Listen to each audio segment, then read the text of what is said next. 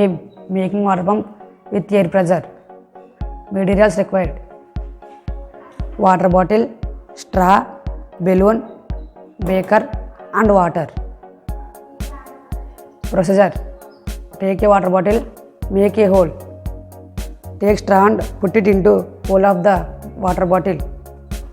Fill the bottle with water. Place the beaker under the straw. Take balloon, blow it.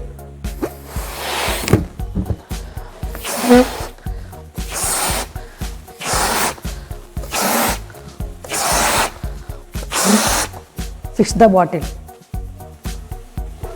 Now observe what happens.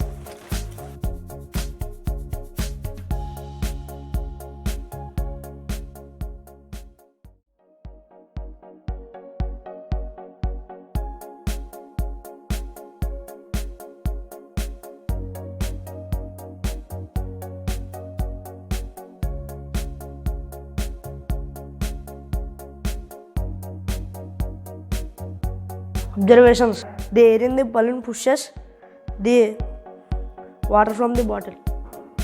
Result: air applies pressure on water surface, which makes the water comes out of the bottle through straw.